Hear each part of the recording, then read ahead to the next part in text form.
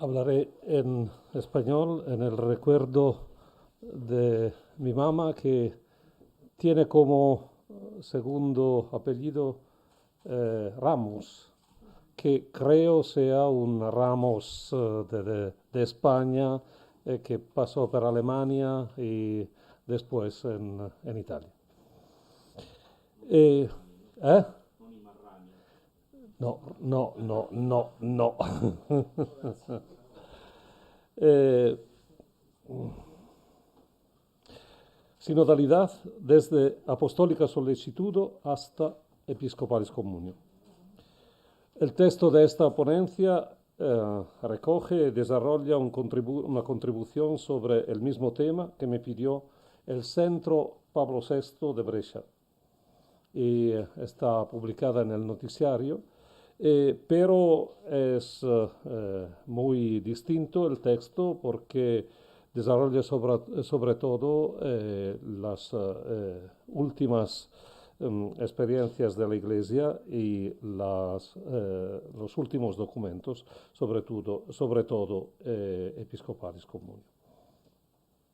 Voy a pintar un poco el camino de la Iglesia en estos años, hablando sobre todo de Pablo VI y de Francisco y algo de Juan Pablo II y de Benedicto XVI. No es posible en una media hora. Sinodalidad. Una palabra que poco o nada se entiende en el lenguaje corriente, pero que está muy de moda en la Iglesia.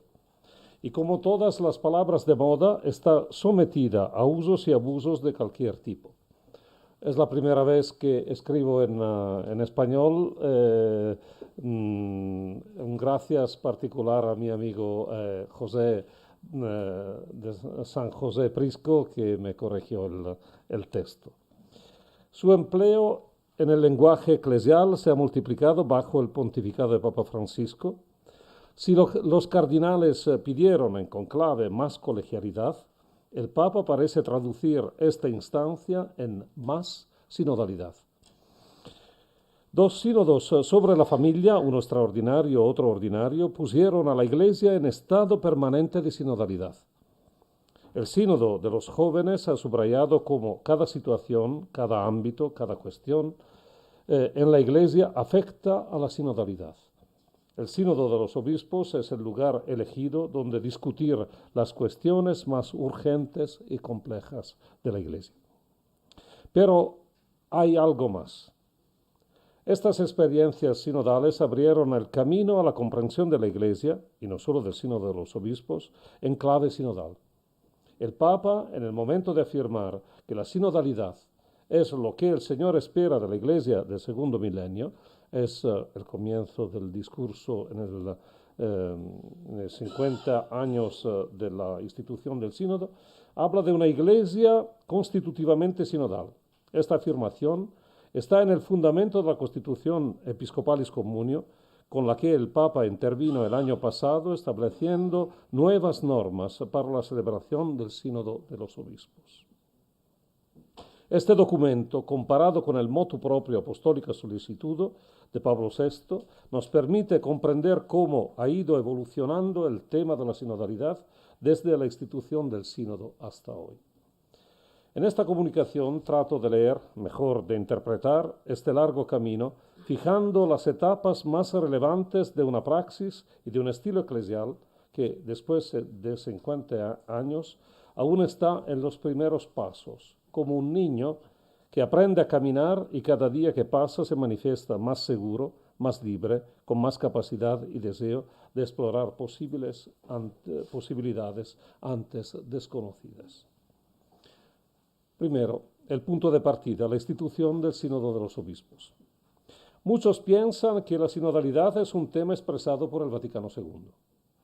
Frente a realidades, palabras, conceptos que se distancian del modelo tridentino de Iglesia, se habla, casi como un reflejo condicionado, de la novedad del Vaticano II.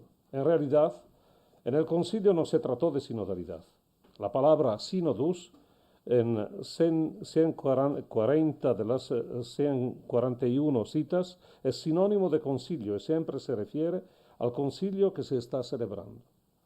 Claro que todas estas recurrencias dicen algo.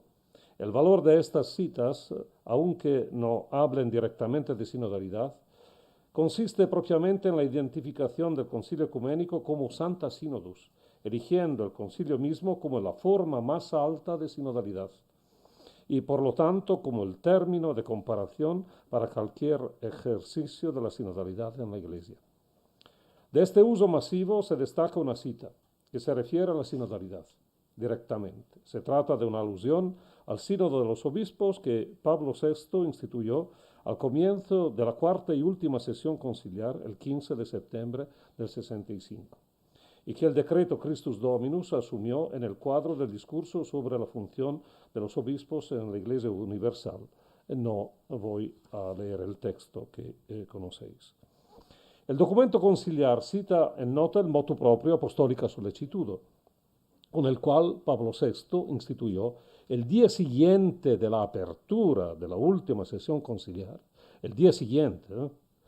Este organismo, hay que leer con atención estas pocas líneas, porque explican la adiutrix opera al ejercicio del primado como manifestación de todo el episcopado católico, afirmando una naturaleza colegial del sínodo que casi nada corresponde al perfil del sínodo de los obispos propuesto en Apostólica Sollecitudo. Mientras que Christus Dominus 5 subraya cómo esta obra de ayuda sea una función que pertenece a todo el episcopado católico, interpretándola en evidente continuidad con la doctrina sobre la colegialidad expresada en Lumen Gentium, el motu propio de Pablo VI configura el sínodo de los obispos como organismo de ayuda al primado con muchas precauciones hasta la colegialidad. La voluntad manifiesta del Papa es de promover y favorecer la unión con los sagrados pastores para que nunca falte el auxilio de su presencia, la ayuda de su prudencia y experiencia, el apoyo de sus consejos y la aprobación de su autoridad. La intención de erigir y constituir en esta ciudad de Roma un consejo estable de obispos para la Iglesia Universal parece un fruto de la experiencia conciliar. Pablo VI dice que va a instituir este organismo, aún después de terminado el concilio, continúe llegando el pueblo cristiano que la abundancia de beneficios que felizmente se ha obtenido durante el tiempo del concilio como fruto de nuestra íntima unión con los obispos. El Papa está convencido que los obispos del orbe católico apoyan abiertamente esta decisión nuestra, como consta por los deseos de muchos pastores sobre esta materia manifestados durante el concilio. ¿En qué modo la propuesta de Pablo VI coincida con lo que aseveraban los obispos en el aula conciliar no es fácil de evaluar. Pero es claro que en Apostólica Sollecitudo el sínodo adolece de carácter colegial, como se puede deducir del motu proprio. Los términos colegio, colegialidad, colegial no aparecen en el texto. El Papa afirma su intención, motu proprio y con nuestra autoridad, de constituir un consejo estable de obispos para la Iglesia Universal, sujeto directa e inmediatamente a nuestra autoridad, en que designamos con el nombre propio de Sínodo de los Obispos. Corresponde al Sínodo de los Obispos, por su misma naturaleza, la tarea de informar y aconsejar, sin potestad deliberativa, al menos que la conceda y para los casos expresamente establecidos por el mismo Papa, al cual pertenece siempre y en cualquier caso la ratificación de cada decisión. Frente a la iniciativa unilateral del Papa, el aula no pudo más que ratificar la institución del sínodo. Christus Dominus 5 repite literalmente el motu proprio que define el sínodo de los obispos como un instituto eclesiástico central que represente a todo el episcopado católico, perpetuo por su naturaleza y, en cuanto a la estructura, desempeñe su función en tiempo determinado y según la ocasión. Lo que extraña es la fecha del motu propio, promulgado el 15 de septiembre del 65, el día después de la solemne apertura de la última sesión conciliar. En su discurso el día antes, Pablo VI decía que no era su intención tocar ningún tema objeto de examen y de las deliberaciones del aula. Nuestro silencio no carece de significado, sino que pone claramente de manifiesto que nosotros deseamos callar sobre determinadas cuestiones para que nuestras palabras no puedan en ningún modo obstaculizar la libre manifestación de vuestras opiniones. Y todavía, inmediatamente después, él preanuncia, como actuación del deseo manifestado por el aula, la institución del sínodo como organismo consultivo que colabore con el mismo Papa cuando a él le parezca oportuno. Noticias y normas serán cuanto antes puestas en conocimiento de esta asamblea. Es posible que Pablo VI haya tomado aquí la delantera después de las discusiones sin fin sobre la colegialidad durante la segunda sesión, cuando intervino él mismo con la nota explicativa previa para atajar las interpretaciones del Lumen Gentium 22 que rebajasen la función del primado, tal y como lo definió el Concilio Vaticano I. La institución del sínodo es al mismo tiempo un reconocimiento del papel de los obispos en el gobierno central de la Iglesia, sin por eso perjudicar las prerrogativas del sumo pontífice. La falta de referencias al colegio y la concomitante insistencia sobre la participación de los obispos en la solicitud con toda la Iglesia como finalidad de la nueva institución parecen fortalecer esta hipótesis de solicitud, esta hipótesis de lectura. El motu proprio, aunque admita la posibilidad de que el sínodo, como cualquier institución humana, con el paso del tiempo podrá ser mejorada, pone límites que suenan como barrera contra las posibles peticiones al respecto del colegio, desde el momento de que se había discutido la función pastoral de los obispos en agenda en el cuarto período conciliar. En consideración de esta eventualidad, que la minoría conciliar no enarbolaba como un peligro, era probablemente este el punto límite que el Papa podía o quería conceder. Otra hipótesis es que sea esta su concepción de la colegialidad, más en línea con la nota explicativa previa. En efecto, mientras Lumen Gentium 22 habla del colegio como sujeto de plena y suprema autoridad sobre la Iglesia, claro, siempre cum Petro y nunca sin Petro, la nota afirma que la distinción no es entre Romano Pontífice y los obispos tomados como grupo, sino entre Romano Pontífice solo y Romano Pontífice junto con los obispos, de manera que se salvaguarde la plenitud del poder del Papa. Como todas las novedades, la institución del sínodo suscitó grandes expectativas. Fuerte era la esperanza que el nuevo organismo fomentase la participación del episcopado al gobierno de la Iglesia universal, realizando, aunque de forma débil, un primer ejercicio de la colegialidad. Esperanza alimentada por el mismo Pablo VI, el cual, en el discurso del 18 de noviembre del 65, a la Asamblea Conciliar anunció la intención de convocar el Sínodo de los Obispos un año después de la primera aplicación de los decretos conciliares. El Papa subrayó que la finalidad de la nueva institución era la siguiente: dar una pronta ejecución a las sagradas deliberaciones de este sínodo ecuménico. No queremos formar una nueva artificiosa concentración jerárquica. Queremos involucrar al episcopado en la obra de la aplicación de las leyes conciliares y queremos valernos, si es posible, de su colaboración para responder mejor a nuestro oficio apostólico de gobierno de la Iglesia Universal. La aprobación del reglamento del sínodo y después la convocación de la primera Asamblea Extraordinaria sobre la cooperación entre la Santa Sede y las conferencias episcopales. El esquema de trabajo expresaba un ejercicio de la colegialidad fuertemente calcado de la nota explicativa previa y el motu proprio apostólica solicitud, con la idea central de la solicitud de todos los obispos por la Iglesia.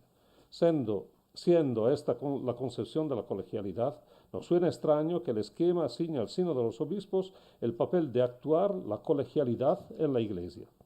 La institución del sínodo de los obispos abre su actividad colegial a toda la Iglesia en el ejercicio de la solicitud por el rebaño de Cristo, un nuevo camino que está cerca de una acción estrictamente colegial. A través de ella, los pastores de las iglesias locales tienen la oportunidad de participar de manera más visible y efectiva en la solicitud del pastor supremo de la iglesia por el bien de toda la iglesia y al mismo tiempo le permite alcanzar su forma más perfecta poco a poco. Pero el resultado del sínodo no estuvo a la altura de las expectativas. El perfil de las conferencias episcopales que salió de la asamblea fue sobre todo práctico, con la función de conectar entre ellos los obispos de una misma nación o región, sin alguna capacidad colegial, como esperaban muchos. En el discurso de clausura del sínodo, el Papa declaró la necesidad de reflexionar ulteriormente sobre el tema porque en la votación fueron muchos los placet iuxta modum. Aquí voy a pasar en elenco los sínodos, no es necesario. No, es claro que cuando vamos a reflejar en torno a la figura de Pablo VI, tenemos que pensar a su situación y a la experiencia de guía de la Iglesia con la experiencia en el concilio, con todas las dificultades que tenía en la asamblea, en el aula, con el choque entre la asamblea, la gran parte de la asamblea y sobre todo la minoría, el Cetus Internationalis Patrum. Yo pertenezco a la diócesis de Velletri Segni y en Segni era obispo el famoso Luigi Maria Carli, que fue la voz oficiosa de la minoría y que habló en contra de la colegialidad en manera fuerte, ¿no? Porque decía era una idea sociológica y no teológica, y prefería el término cetus, ¿no? O corpus. Juan Pablo II. La concesión del sínodo como organismo consultivo corresponde con toda evidencia a la Iglesia de Juan Pablo II. Si la preocupación de Pablo VI era de poner en marcha con prudencia, pero progresivamente, las novedades del concilio en un cuadro institucional existente, la voluntad manifiesta del sucesor fue la de desarrollar un nuevo cuadro institucional, capaz de cortar con el convulso tiempo postconciliar para empujar a la Iglesia hacia un camino de reforma y renovación. Se entiende en este sentido la elección de la comunión como principio regulador de toda relación en la Iglesia, sobre todo entre iglesias particulares y la Iglesia universal, entre colegialidad y primado. Se puede decir en la intención del Papa, que en la intención del Papa el Código de Derecho Canónico era un instrumento para aglutinar todos los aspectos de la vida eclesial sobre el principio de la jerárquica comunio. El sínodo extraordinario del 85, a 20 años del concilio, contribuyó a fortalecer esta visión de la Iglesia, afirmando que la eclesiología de comunión es la idea central de los documentos del Vaticano II. La celebración del sínodo extraordinario fue la frontera entre un antes y un después de la vida de la Iglesia. Está claro que se advirtió un cambio limpio y resuelto bajo el signo de la comunión como bandera de la unidad eclesial, cum y sobre todo sub Petro. Juan Pablo II hizo todos esfuerzos para reformar la Iglesia, pero su idea era de una reforma por encima y totalmente centralizada en la curia romana. En esta visión, en círculos concéntricos, el sínodo no era una excepción. Aunque no pertenecía a la curia romana, se configuró como un organismo consultivo en ayuda del primado, sin ningún progreso en dirección colegial. Al revés, la instancia colegial perdió interés y fuerza porque el desarrollo de la colegialidad afectiva, traducida en la unidad de intención y de acción de los obispos con el Papa, vació la colegialidad efectiva. Dentro de este marco eclesiológico, cada sínodo parecía, con su cadencia regular, una etapa del camino de la reforma, rápido en su actuación bajo la acción de los dicasterios de la curia, sobre todo de la Congregación para la Doctrina de la Fe, que acompañó y justificó doctrinalmente el planteamiento de la Iglesia Comunión. Además, las asambleas sinodales, aunque el énfasis sobre su importancia fuese marcado, perdieron progresivamente fuerza durante un pontificado tan largo, transformándose en la repetición de un rito sin capacidad de incidir sobre la vida de la Iglesia. Voy a Papa Francisco. Para muchos pareció totalmente cerrada la temporada de los sínodos cuando el Papa Francisco publicó Evangelii Gaudium. Aunque hiciese algunas referencias a las proposiciones del sínodo sobre la nueva evangelización, el documento no era una exhortación postsinodal, sino una exhortación apostólica, con la cual el nuevo Papa proponía el programa de su pontificado. Sorpresa. El Papa no abandonó el camino, sino que lo reafirmó convocando sobre el mismo tema una doble asamblea extraordinaria y ordinaria que ponía a la Iglesia en estado de sinodalidad prolongada. Quizás era esto, en su intención, el modo de responder a la petición de más colegialidad hecha por los cardenales, pero fue enseguida evidente que el carácter del nuevo sínodo era más participativo, no solo en relación a los obispos, sino también en relación al pueblo de Dios. Aquí hay que subrayar la petición del, ¿cómo se llama?, cuestionario, ¿no? Que va a eliminar los lineamientos y va a preparar un documento introductorio que permite de elaborar y de redactar el instrumentum laboris. En esta perspectiva, él hacía referencia a la Evangelii Gaudium, a la idea del pueblo de Dios y sobre todo a la idea del sensus fidei. En todos los bautizados, desde el primero hasta el último, actúa la fuerza santificadora del Espíritu que impulsa a evangelizar.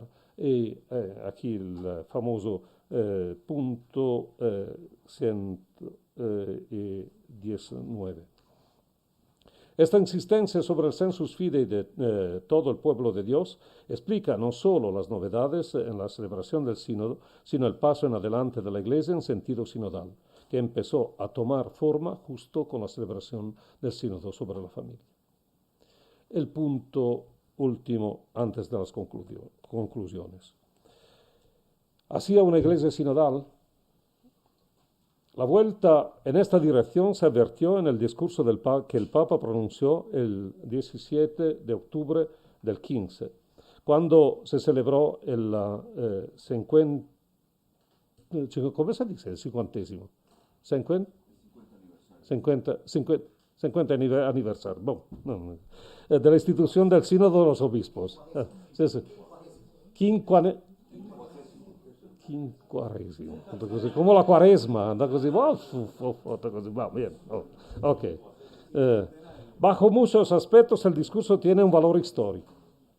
El Papa no se limita a decir que desde el inicio de su ministerio como obispo de Roma ha pretendido valorizar el sínodo, que constituye una de las herencias más preciosas de la última reunión conciliar, releyendo el camino de la Iglesia en el posconcilio como una experiencia creciente de la necesidad y belleza del caminar juntos. Más en profundidad, él indica el camino de la sinodalidad como el camino que Dios espera de la Iglesia del tercer milenio. Después de los preámbulos de rito, el Papa aborda inmediatamente la cuestión, evidenciando cómo lo que el Señor nos pide, en cierto sentido, ya está todo contenido en la palabra sínodo. Ya ha leído el señor cardenal mucho de este discurso. Voy a subrayar que aquí el Papa va a recuperar un principio fundamental, quod omnes tangit, ab omnibus tractari debet. La secuencia de las etapas, él fija desde las etapas, pueblo de Dios, obispos y obispo de Roma, todos que desempeñan su función. La secuencia de las etapas determina que el proceso empieza en las iglesias particulares, donde puede ser consultado el pueblo de Dios. Segue con las instancias intermedias de sinodalidad, como las conferencias episcopales o, si necesario, recuperando la vida de la iglesia instituciones antiguas como los concilios provinciales o regionales. Termina con la iglesia universal, donde el sínodo de los obispos, representando el episcopado católico, se transforma en expresión de la colegialidad episcopal dentro de una iglesia toda sinodal. Es una afirmación fuerte porque no ha cambiado la naturaleza del sínodo. Es siempre un organismo de ayuda al primado, consultivo.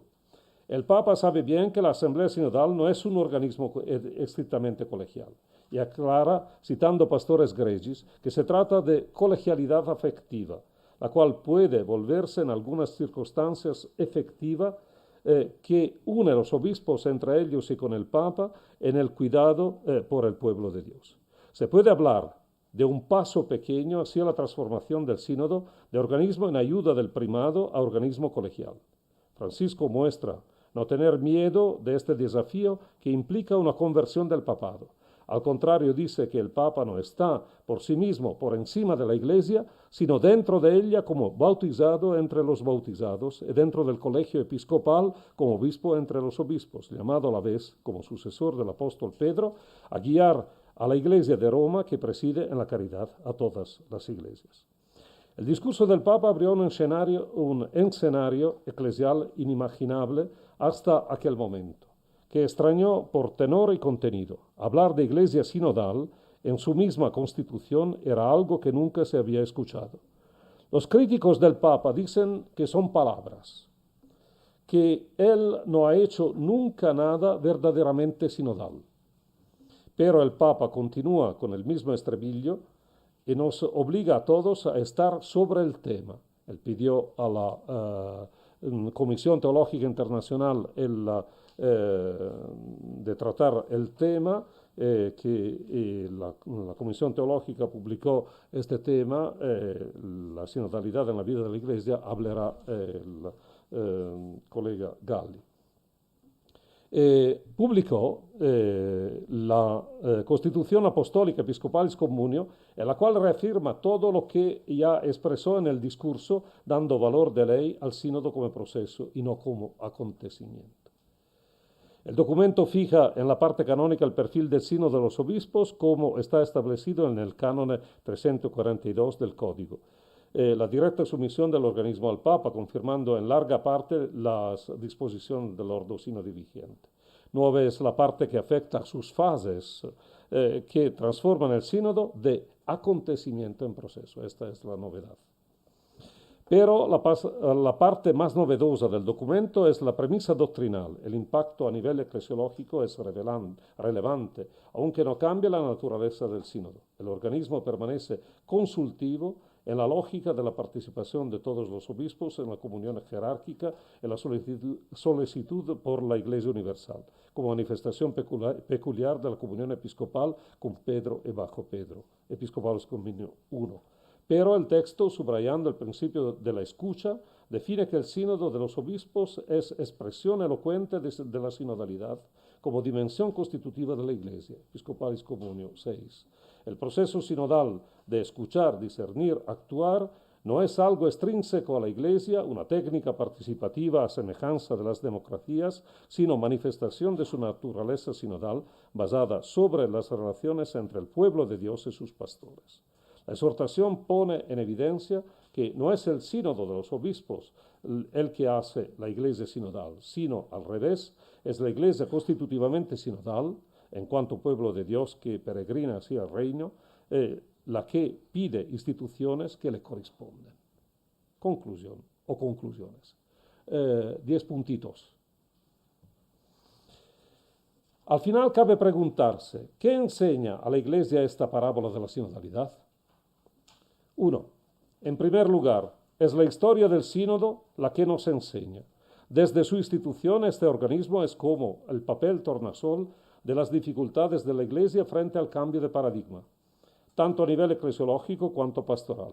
La insistencia sobre la dimensión consultiva y la defensa casi compulsiva del principio de autoridad son síntomas de la resistencia a dejar un modelo de iglesia piramidal, aunque el Vaticano II propusiera la eclesiología del pueblo de Dios, que pone en el fundamento de la iglesia el principio de la igualdad de todos sus miembros. 2. De esta historia emerge además un aspecto positivo y en cierta manera providencial. Llamar a este organismo con el nombre de Sínodo de los Obispos, evidentemente en analogía con el Sancta Synodus, introdujo la cuestión de la colegialidad y de la sinodalidad en la Iglesia Católica. De la colegialidad porque estaba claro que para todos que el perfil que Pablo VI escogió para este organismo era prudencial. Cuando él mismo o Juan Pablo II hablaron de un posible desarrollo, era evidentemente en sentido colegial. De sinodalidad, porque la falta de colegialidad en la Iglesia trasladó la atención sobre esta categoría eclesiológica, capaz de poner en marcha, a juicio de muchos, la eclesiología conciliar más que la colegialidad, en la línea evidente de la participación del pueblo de Dios a la vida de la Iglesia. 3. Esta doble atención a la colegialidad y a la sinodalidad, aunque no convergente, frecuentemente alternativa, destacó un proceso de recesión del Vaticano II complejo y original, que nos ha traído a la idea de una iglesia constitutivamente sinodal. Aunque el concilio no haya hablado de sinodalidad, demasiado concentrados como estaba en la colegialidad, desarrolló todos los elementos, los sujetos, que iban a vertebrar la iglesia. El pueblo de Dios, con el giro copernicano del capítulo 2 Lumen Gentium, el colegio de los obispos, el Papa, con la repetición de lo que decía el Vaticano I. 4. La historia del sínodo favoreció la comprensión de estos sujetos en mutua relación entre ellos. Afirma Episcopalis Communio, gracias al sínodo de los obispos se mostrará también de manera más clara que en la Iglesia de Cristo hay una profunda comunión tanto entre los pastores y los fieles, siendo cada ministro ordenado un bautizado entre los bautizados, constituido por Dios para apacentar su rebaño, como entre los obispos y el romano pontífice, siendo el Papa un obispo entre los obispos, llamado a la vez como sucesor del apóstol Pedro, a guiar a la Iglesia de Roma, que preside en la caridad a todas las iglesias. Esto impide que ninguna realidad pueda subsistir sin la otra. Episcopalis Communio 10. No es el sínodo de los obispos quien crea las relaciones entre los sujetos, sino es su relación constitutiva, es la que exige la sinodalidad de la Iglesia, que no debe limitarse al sínodo de los obispos, sino que debe atravesar y mover toda su vida. 5. En razón de esta unidad entre los sujetos, las instancias que los manifiestan, sinodalidad, colegialidad y primado, están en una circularidad fecunda, donde nace el proceso sinodal. La historia demuestra la otra cara del asunto. Cuando después de la reforma gregoriana se cortó la praxis sinodal, la Iglesia se organizó según una lógica piramidal, que absolutizó el primado en detrimento de la función de los obispos. La doctrina de la colegialidad, afirmada por el Vaticano II, no tuvo aplicación después del concilio por la dificultad para resolver la tensión entre los dos sujetos, ambos con plena y suprema autoridad sobre la Iglesia. Solo el proceso sinodal protege la Iglesia de una absolutización del principio jerárquico, garantizando al mismo tiempo el ejercicio pleno de las funciones, sea del colegio, sea del Papa. Esta es mi convicción. 6. Puesto que el proceso sinodal se da en las relaciones entre los sujetos, el ejercicio de la sinodalidad, de la colegialidad y del primado tiene que ser real, pleno y efectivo. El debilitamiento de uno solo de los sujetos implicados lleva consigo el debilitamiento y la puesta en tela de juicio. Esto me lo sugirió San José. La puesta en tela de juicio no conocía yo, del proceso mismo. En esta lógica, no solo está prohibido afirmar una función en contra de la otra, sino obliga a pensarlas y actuarlas en una unidad dinámica, seguros de que únicamente el ejercicio pleno de todas, sinodalidad, colegialidad y primado, garantiza el ejercicio de cada una. Esta es una de las urgencias más impelentes de la vida eclesial, que pide a la teología imaginar pronto formas para ejercer la sinodalidad, la colegialidad, el primado, capaces de garantizar la efectiva actuación del proceso sinodal. 7. Afirmar, 3 minutos, afirmar el proceso sinodal como estilo y práctica de la Iglesia constitutivamente sinodal que se cumple en el ejercicio circular de sinodalidad, colegialidad y primado, pide que el sínodo de los obispos sea un organismo colegial y no solo consultivo. Presenté una posición a la Secretaría del Sínodo antes de Episcopalis Communio y me dijeron, no così, no es posible, no così, que te olvides de esto, pero estoy convencido. Estoy convencido. En este sentido, Episcopalis Communio es un documento débil. Monseñor. Aunque haga pequeños pasos en adelante en el camino de la colegialidad. Más que cualquier otro elemento, emerge de Episcopalis Communio, sobre todo el hecho de entender que el sínodo retrata en cierta manera la imagen del concilio ecuménico, del concilio refleja el espíritu del método. Episcopalis Communio 8. Siendo el concilio la manifestación más alta de la colegialidad episcopal, ¿por qué su imagen no tendría que ser ella misma colegial? Pido yo. Podemos regresar al inicio del camino, cuando poníamos de manifiesto la diferencia entre el perfil del sínodo establecido por Pablo VI y la interpretación dada en Christus Dominus 5, que dirigía así a la comprensión de una capacidad colegial atribuida al sínodo. El hecho de que Pablo VI no haya truncado esta lectura permite, cuanto menos a nivel de hipótesis, buscar caminos para llevar a efecto la transformación del sínodo de los obispos de organismo consultivo de ayuda al primado a una instancia colegial. Digo yo, ¿no era mejor cuando convocó todos los presidentes de las conferencias hacer un acto conjunto y no un motu propio al término de este encuentro? Porque no, si van a firmar una cum patribus como al término de los documentos, me parece que sean, ¿cómo se dice?, empeñados, que empeñen, comprometidos. Compromessi en italiano es otra cosa, sí, comprometidos.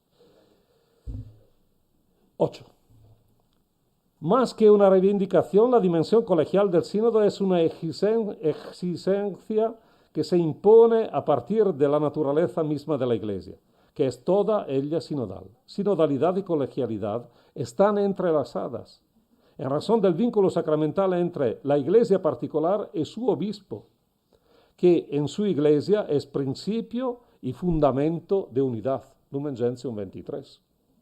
No se puede poner en marcha una fase consultiva del pueblo de Dios en las iglesias particulares sin que sus obispos participen en todo el proceso sinodal de forma directa inmediatamente, indirecta no en las otras fases.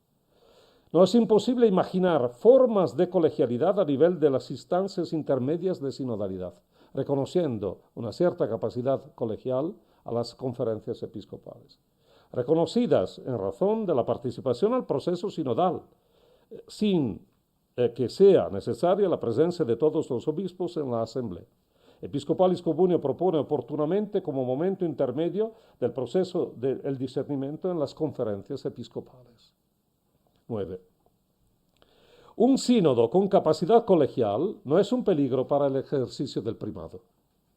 En relación La relación entre el Papa y Colegio de los Obispos aparece conflictiva solo cuando se considera en absoluto la existencia de dos autoridades supremas en la Iglesia. No es una casualidad que la nota explicativa previa explique la relación como doble declinación del primado. Al revés, la sinodalidad como dimensión constitutiva de la Iglesia determina que primado y colegialidad sean dos instancias al servicio del pueblo de Dios. En una iglesia constitutivamente sinodal no solo pierde toda relevancia la lógica competitiva entre colegialidad y primado, sino que se impone un ejercicio del primado en sentido sinodal. En esta perspectiva se puede pensar en una forma ordinaria de ejercicio del ministerio petrino dentro de la iglesia como bautizado entre los bautizados y obispo entre los obispos, antes que de una forma extraordinaria frente a la iglesia como el que habla ex cátedra. Esta idea no rebaja en absoluto la función del Papa, sino que destaca con mayor claridad que su ser principio y fundamento de unidad entre todos los bautizados, todos los obispos y todas las iglesias se traduce en la capacidad de actuar el proceso sinodal para que la iglesia sea siempre pueblo de Dios que peregrina hacia el reino. 10. Y último. La historia del sínodo de los obispos, desde apostólica solicitud hasta episcopalis communio, es el testimonio más evidente de la compleja emergencia de la idea de sinodalidad en la Iglesia Católica. Sin el énfasis sobre esta institución, la sinodalidad difícilmente habría podido imponerse como práctica y como estilo eclesial, después de un milenio de olvido y silencio. El resultado más importante del camino hasta hoy no es la revisión de la normativa sinodal, aún débil, sino la afirmación de la dimensión sinodal de la Iglesia. Se puede decir que la Iglesia es tan sinodal,